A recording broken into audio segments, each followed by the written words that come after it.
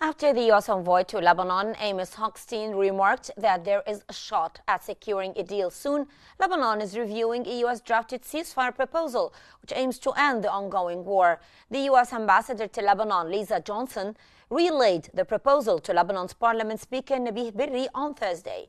Additionally, extensive discussions are taking place in Beirut among political officials regarding the American initiative. Reports indicate that U.S. President-elect Donald Trump has endorsed the ongoing negotiations, which have been led by Hochstein.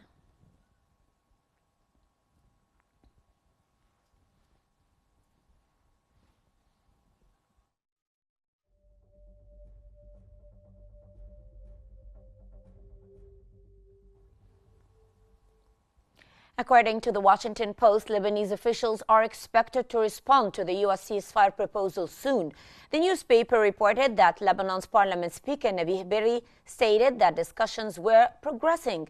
In addition, Lebanese officials are expected to submit an official response to the draft ceasefire proposal by Monday or Tuesday at the latest, while accusing Israel of trying to discuss the draft under fire to impose its conditions.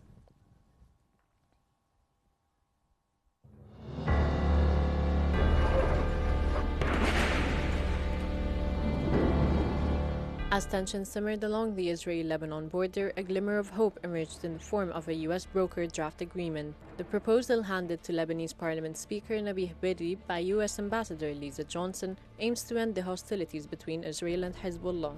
This initiative comes amid intensified diplomatic efforts and ongoing Israeli military operations in Lebanon.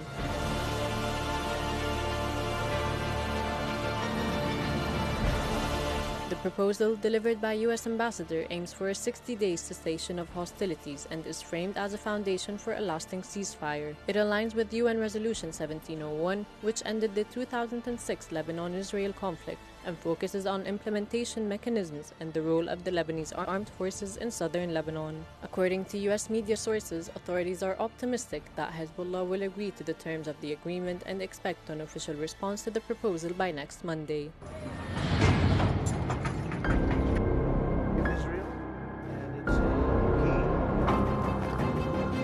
Implementation faces significant challenges, including Israel's insistence on retaining the right to respond to perceived threats, a position Lebanon views as unacceptable.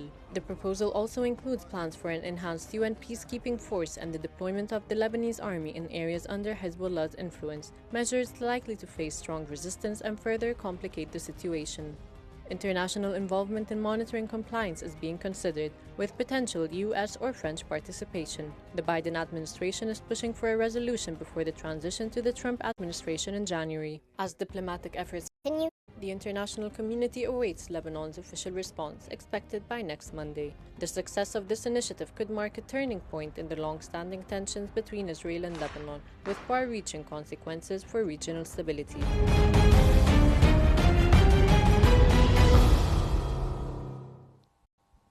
Israeli occupation forces have launched 3 waves of airstrikes on Beirut's southern suburbs since early morning. Lebanese media stated that the Israeli warplanes launched at least 4 violent airstrikes on Haret Hareik, with most reported as powerful.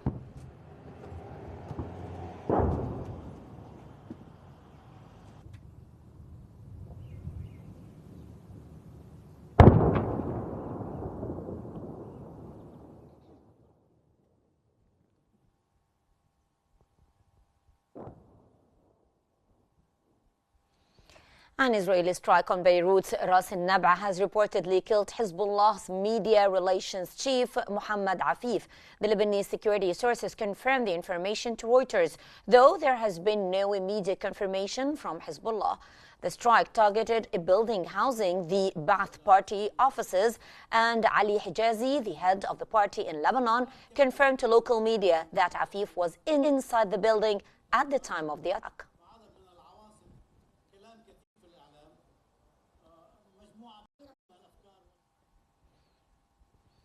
The Israeli occupation forces have ordered the evacuation of residents from over 15 towns and villages in southern Lebanon. The latest orders targeted areas including Hadath, Haret Harik, and Burj al-Barjana.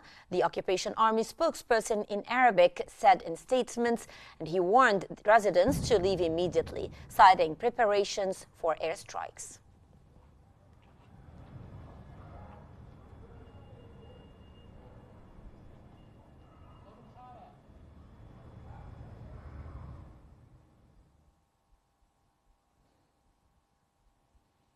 Israeli airstrikes on Hadath and other areas in Beirut's southern suburbs have caused widespread devastation. The residents reported loud explosions during the strikes, followed by plumes of smoke rising from the damaged sites.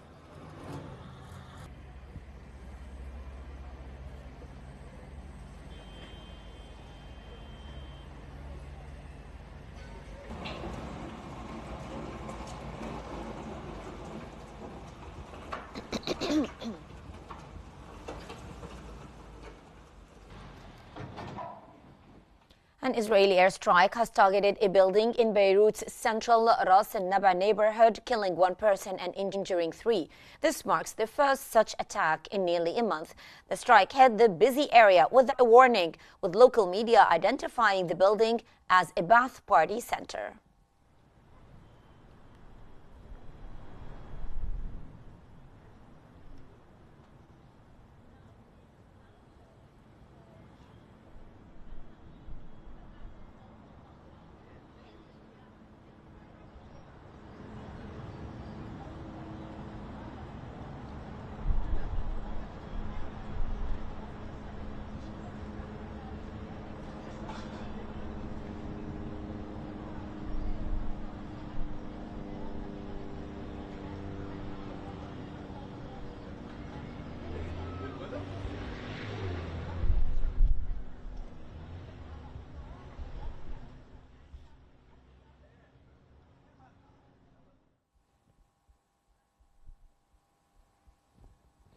Now let's take a moment to examine Israeli aggression towards Lebanon. Stay with us.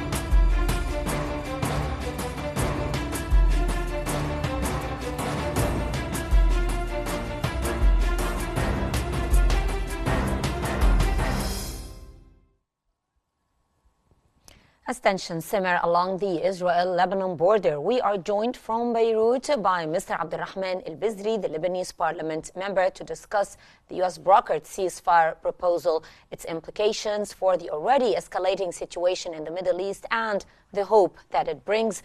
Welcome, Mr. El-Bizri. And in the beginning, let me ask you, how do you interpret the recent intensification of Israeli airstrikes on southern Lebanon?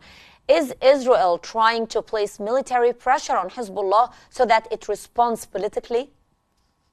Good afternoon to you first and to your audience.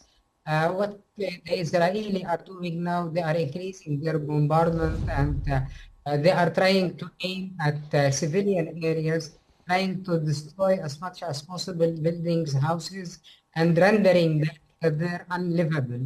This is one of the reflections for their failure to advance as ground forces to occupy or to really catch and hold some significant territory in Lebanon. We know that the Israeli aggression against Lebanon, a large-scale aggression, has started around 2 days ago.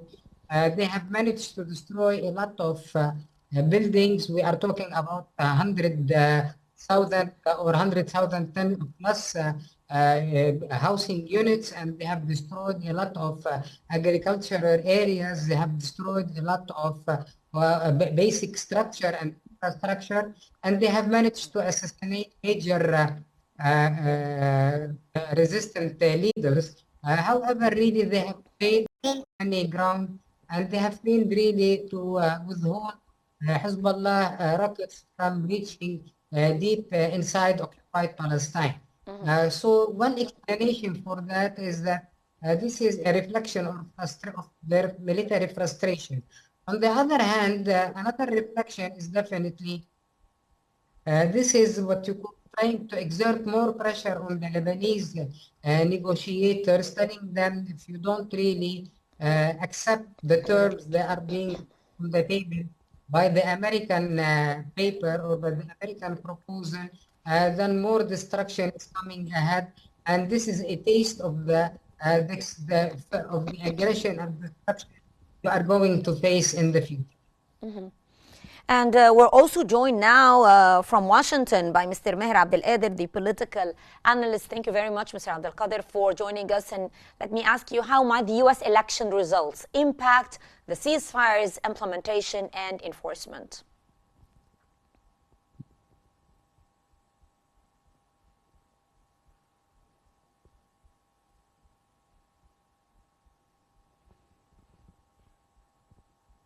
Sorry, I think we lost Mr. Abdel so I will go back to you, Mr. El-Bizri. Sir, what are Lebanon's main concerns about the U.S. proposal and how can they be addressed? You see, Lebanon has accepted the ceasefire proposal suggested based on 1701. However, the Lebanese are wary about some points related to the details of the implementation and who will be observing and monitoring and interfering to make sure that the implementation on both sides is going to be executed. You know, in 2006, when the cessation of hostilities between Lebanon and the Israeli occupation in Palestine was stopped due to the 1701. Both sides did not implement the 1701 to its full length, and as such, the Israelis were responsible for more incursions into Lebanon. So now, to make sure that this is implemented properly, the Americans are suggesting some sort of what you call Western powers monitor this. This is where Lebanon is becoming a little more wary about it because they already accept to have the United States as a broker, and they would accept the French presence in because the French are already there in the UNIFIL. They can beef up their UNIFIL presence, but they are still skeptical about the presence of other Atlantic military forces, mainly German and even maybe United Kingdom forces as well.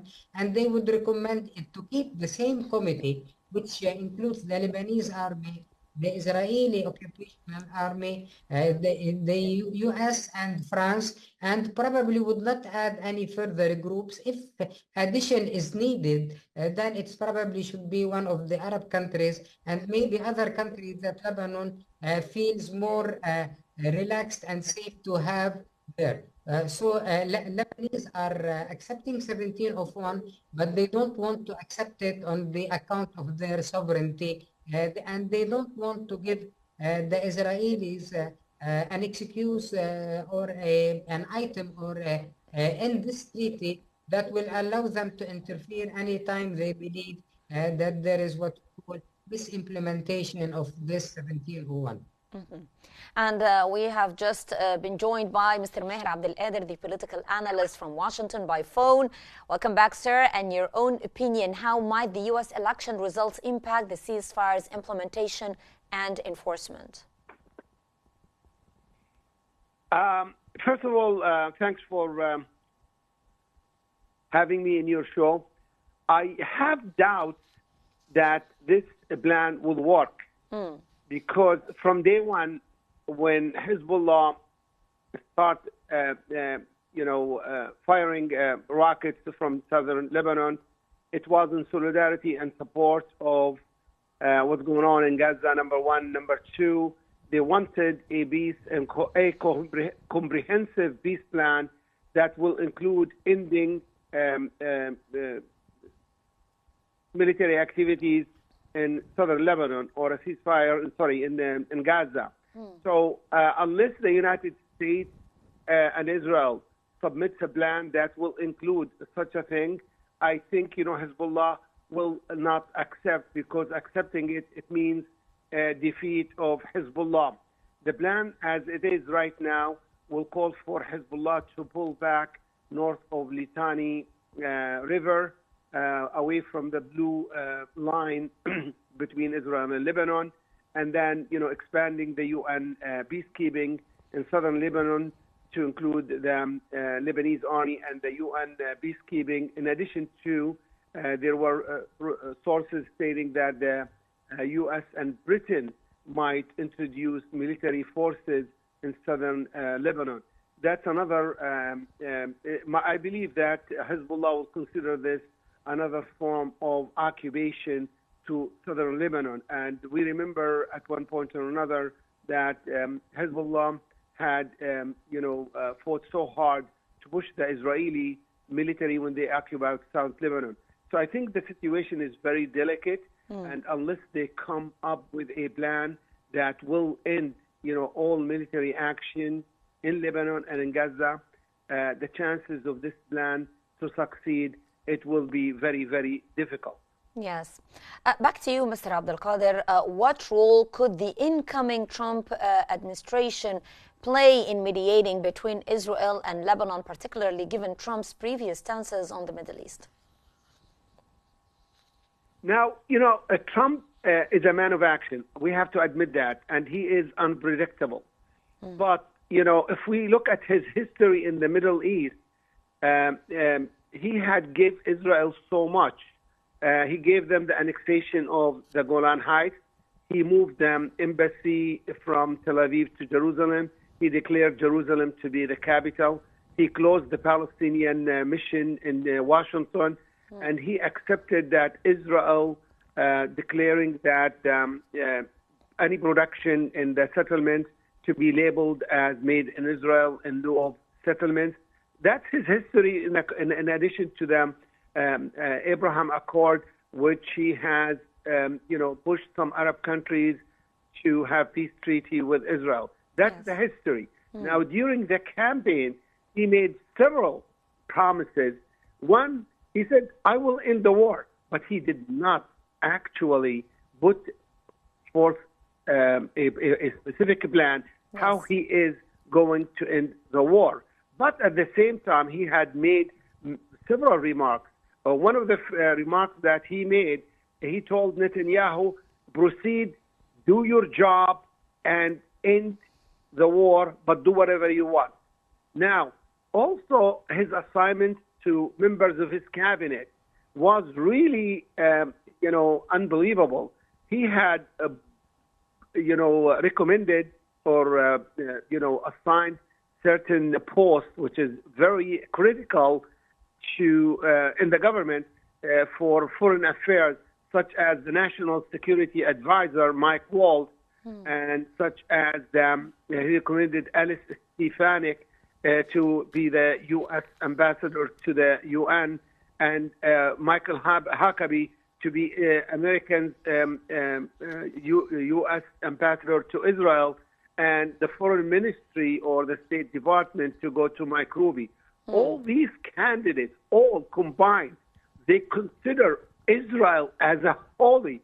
They will fight for Israel more than they will fight for America. For example, Stephanie said all the demonstrations in American campuses and streets are anti-Israel, anti-Semitic, and are in support of terrorism.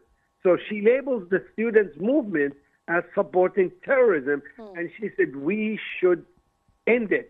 Huckabee said there is no such thing like Palestine. West Bank it's Judea and Samaria. Settlements are Jewish towns and civilized, neighborhoods and things like that.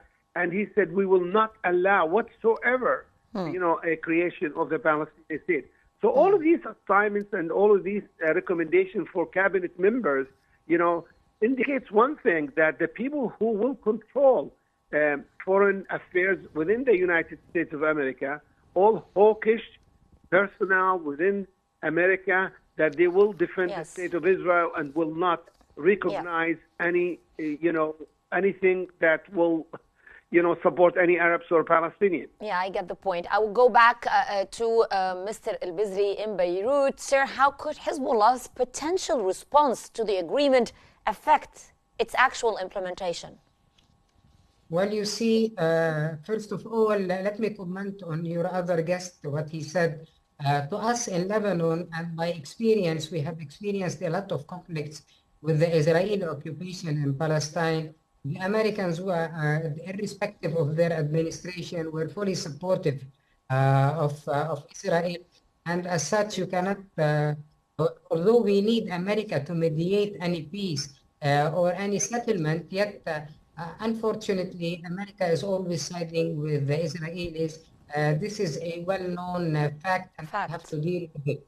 And on the other hand, to answer your question, the Lebanese government and the two negotiators on the Lebanese side, the Prime Minister and the Speaker of Parliament, they probably would not really commit any official stand except after consulting indirectly or directly with Hezbollah. And when Speaker Barry, who represents a good ally, who is a very good ally of Hezbollah, and the Prime Minister Miati, when they say that they would accept this point or they would question that point, this means they have already consulted with Hezbollah. So whatever the Lebanese negotiator accept means that Hezbollah has already been accepted, although in their doctrine, Hezbollah, they cannot negotiate with the Israeli occupation, and the people who are going to negotiate for Lebanon, and this is probably acceptable by all Lebanese,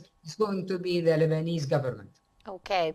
Back to Washington and to Mr. Abdelkader. Sir, how does this ceasefire proposal compare to previous U.S.-led diplomatic efforts?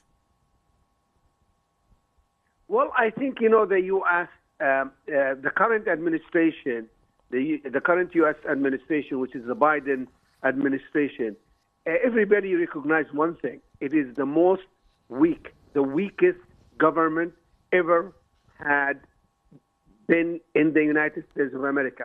Biden administration cannot face Trump, Netanyahu, nor it can pressure Netanyahu. It is the other way around.